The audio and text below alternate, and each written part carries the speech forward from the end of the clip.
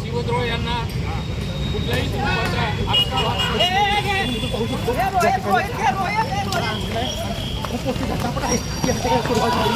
आणि पोलिसांनी आंदोलकांमध्ये या ठिकाणी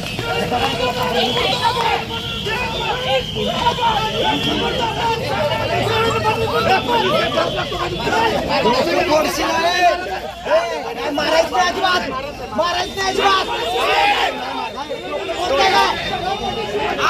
काय जीव घेताय का त्यासाठी नाही लाज वाटतात का नाही आम्हाला काही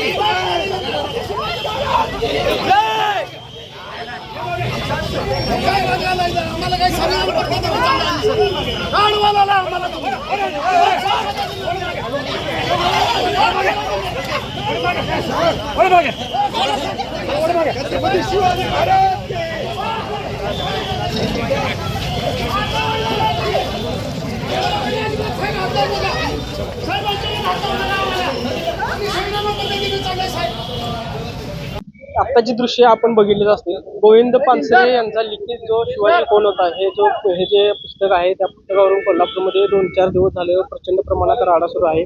त्याचबरोबर कोल्हापूरमध्ये आज मुख्यमंत्र्यांचा पुतळा दहन करण्याची सुद्धा तयारी चालू आहे, पण पोलिसांच्या काही कारणास्तव आणि आंदोलकांच्या कारणास्तव हा पुतळा दहन करण्यात आलेला नाही. त्याचबरोबर पोलिसांचा आज कोल्हापूर शहरातील बिंदू चौकामध्ये मोठ्या प्रमाणावर पोलिसांचा बंदोबस्त सुद्धा आपल्याला दिसून येत आहे. माझ्या पलीकडे तुम्ही बघू शकताय की मोठ्या प्रमाणावर पोलिसांचा बंदोबस्त त्या बिंदू चौकात आहे. त्याचप्रमाणे हा जो वाद चालला आहे 2 ते 3 दिवस झालं, त्या संदर्भात आज या ठिकाणी मोर्चा मोठ्या प्रमाणात निघणार होता. त्याचबरोबर परंतु तो पोलिसांनी हाणून पाडला आहे. त्याचबरोबर मोठ्या प्रमाणावर इथे सुद्धा बिंदू चौकामध्ये सुद्धा जो ऐतिहासिक कोल्हापुरातला ऐतिहासिक मानला जातो तिथे सुद्धा मोठ्या प्रमाणावर झटापटी झालेली आहेत.